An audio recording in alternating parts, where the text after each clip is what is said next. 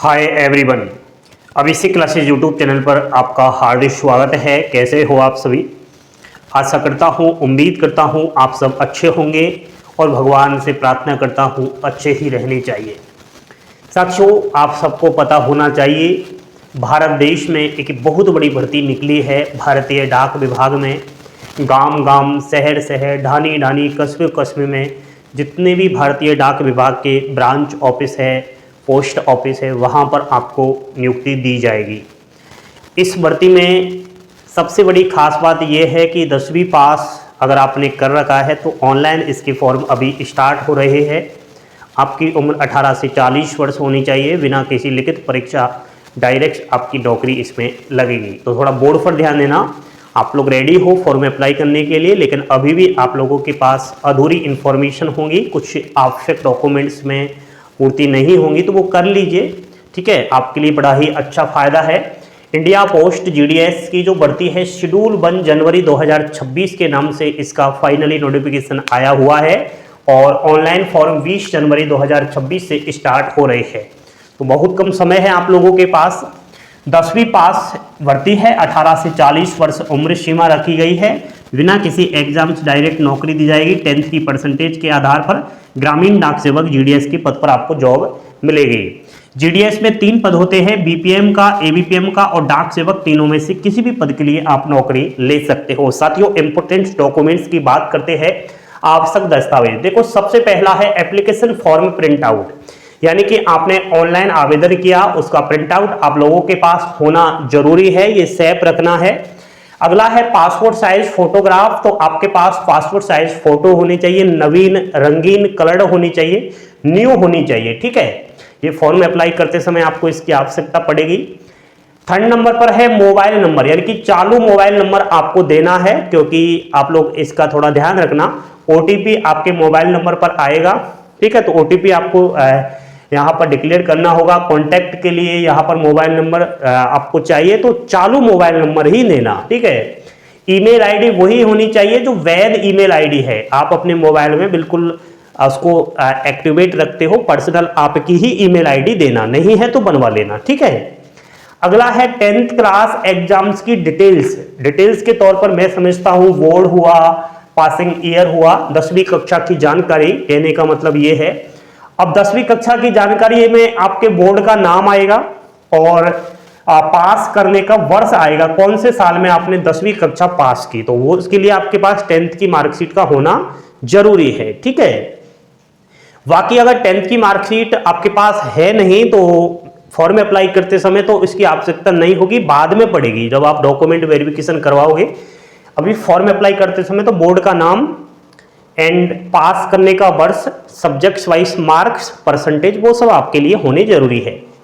Date of birth proof के तौर पर एज प्रूफ, यानी कि आपकी आयु, एज का कोई प्रूफ चाहिए। जन्म तिथि, आपकी जन्म तिथि, उम्र का एक प्रमाण होता है, 10वीं कक्षा की मार्कशीट या जन्म प्रमाण पत्र, दोनों में से एक चल जाते हैं।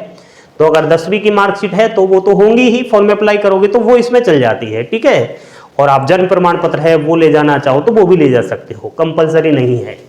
वैलिड आइडेंटिटी प्रूफ, यानी कि पहचान पत्र आपको देना होगा। अब पहचान पत्र या तो आप आधार कार्ड ले जा सकते हो, वोटर आईडी ले जा सकते हो, या अन्य कोई वैध आईडी आपके पास है तो वो आप ले जा सकते हो। ठीक है, अगले है कास्ट सर्टिफिकेट, जाति प्रमाण पत्र। अब जाति प्रमाण पत्र जो होता है, एक तो एससी कैटेगरी का होता है, एसटी का होता है और ओबीसी के लिए होता है।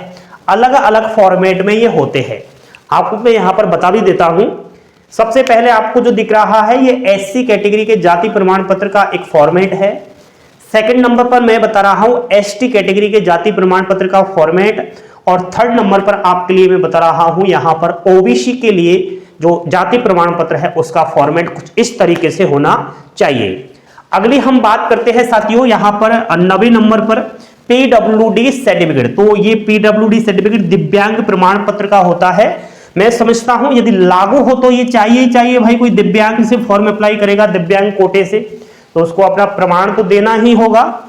ईडब्ल्यूएस सर्टिफिकेट, आर्थिक रूप से जो कमजोर वर्ग है यानी ईडब्ल्यूएस है, उनको अपना प्रमाण पत्र देना होगा। अब इसका ईडब्ल्यूएस जो कैटेगरी है, इनका जो कास्ट सर्टिफिकेट है, मैं समझता हूं ईडब्ल्यूएस सर्टिफिकेट है, ये अपने कुछ इस तरीके के फॉर्मेट में इनको उपलब्ध करवाना होगा, जो यहां पर मैं दिखा रहा हूं। ठीक है, अगले हम बात करते हैं ट्रांसजेंडर सर्टिफिकेट। भाई आपने कोई ट्रांसजेंडर चेंज करवा लिया है तो वो आपको देना ही पड़ेगा। ठीक है, लिंग परिवर्तन किया है तो। अगला है मेडिकल सर्टिफिकेट। अब ये मेडिकल सर्टिफिकेट जो है सरकारी अस्पताल या सरकारी डॉक्टर द्वारा जारी मेडिकल प्रमाण पत्र चाहिए। गवर्नमेंट हॉस्पिटल से बनवा सकते हो, पीएचसी से बनवा सकते हो, किसी भी डिस्पेंसरी से इसे बनवा सकते हो, लेकिन बनेगा सरकारी डॉक्टर के ही द्वारा, ये प्राइवेट नहीं चलता। अगला है लोकल लैंग्वेज नॉलेज सर्टिफिकेट। अब ये बिल्कुल कंपलसरी रहेगा। जिस राज्य की स्थानीय भाषा का आपको ज्ञान नहीं है, उस राज्य से आप इस भर्ती का आवेदन नहीं कर पाओगे। तो राज्य की स्थानीय भाषा बोली का ज्ञान होना चाहिए। विशेष रूप से कुछ राज्यों में जैसे कि अरुणाचल प्रदेश हुआ, आपका सिक्किम हुआ, नागालैंड, इधर आप जाओगे ना तो नॉर्थ ईस्ट साइड है, तो वहां पर आपको इसकी आवश्यकता पड़ेगी। ठीक है, बाकी आप अपने राज्य से भरोगे तो फिर तो आपको जरूरत है ही नहीं, क्योंकि 10th में आपने वो सब्जेक्ट्स पढ़ा है तो भर सकते हो। ठीक है, ये सारे डॉक्यूमेंट्स आपको डॉक्यूमेंट वेरिफिकेशन के समय अति आवश्यक है, कंपलसरी है। इनके बिना आपको नौकरी नहीं मिलेगी। भले आपका मेरिट लिस्ट में नाम आ जाए तो ऐसा नहीं कि मेरिट लिस्ट में नाम आ जाने पर आपको जीडीएस की जॉब मिल जाए। यदि इनमें से एक भी डॉक्यूमेंट्स आप लोगों के पास नहीं है तो आपको बाहर किया जाएगा। थोड़ा इस चीज का ध्यान रखना, लापरवाही बिल्कुल नहीं चलती। अगले कुछ अंडरटेकिंग्स आपसे भरवाए जाएंगे। पहला अंडरटेकिंग, सरकारी सेवा से हटाए नहीं गए हैं आप पास्ट में, कभी आप जीडीएस के पद से नहीं हटाए गए हैं, अन्य किसी विभाग में सरकारी सेवा से बर्खास्त नहीं किए गए हैं, ऐसा आपको हाँ करना पड़ेगा, हाँ मैं नहीं किया गया। ठीक है, अंडरटेकिंग भरना पड़ेगा। कंप्यूटर नॉलेज की एक अंडरटेकिंग भरनी पड़ेगी। स्मार्टफोन चलाना आता है क्या, लैपटॉप चलाना आता है क्या, कंप्यूटर चलाना आता है तो आपको यस करना पड़ेगा। कुछ इस तरीके का अंडरटेकिंग होता है। अगला है साइकिल या बाइक चलाना आता है क्या, टू व्हीलर, तो वो आपको नहीं आता, फिर भी ये अंडरटेकिंग फॉर्म भरकर देना ही पड़ेगा। नेक्स्ट है अन्य आय का स्रोत। भाई जीडीएस की जो टीआरसी है, सैलरी है और भत्तों के अलावा मेरे पास अन्य आय का स्रोत है। देखो भाई, आप बार बार कहते हो ना कि जीडीएस की सैलरी बहुत कम है। देखो, फॉर्म अप्लाई से पहले ही आपको सारी जानकारी मिल गई है। जॉब नहीं लगोगे, जॉइनिंग नहीं मिलेगी, उससे पहले ही डिपार्टमेंट ऑफ पोस्ट अंडरटेकिंग भरवा लेता है आपसे कि भाई नौकरी तो करने आ रहे हो, लेकिन जीडीएस की आय के अलावा अन्य आय का कोई स्रोत होना चाहिए, क्योंकि जीडीएस की सैलरी कम है। ठीक है, ये पहले ही आपसे भरवा लिया जाता है।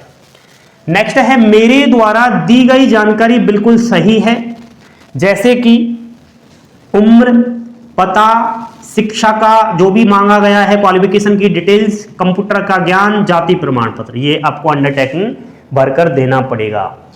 अगर गलती करते हो, आप गलत जानकारियां देते हो तो आपके ऊपर जॉइनिंग के बाद भी कार्रवाई हो सकती है। ठीक है, तो सावधान, गलती बिल्कुल नहीं करना, एक नंबर काम करना है। नेक्स्ट है मार्कशीट वेरिफिकेशन की सहमति वाला अंडरटेकिंग फॉर्म है, यानी आपसे डिपार्टमेंट ऑफ पोस्ट ये कह रहा है कि हम आपकी 10th की मार्कशीट को एपीआई सेतु के माध्यम से, यानी सरकारी डिजिटल सिस्टम के माध्यम से वेरीफाई करेंगे, तो आप इसके लिए एग्री हो या नहीं हो। तो मैं समझता हूं ये सभी अंडरटेकिंग ऑनलाइन फॉर्म भरते समय आपको इनके ऊपर यस एग्री करके स्वीकार करनी होती है।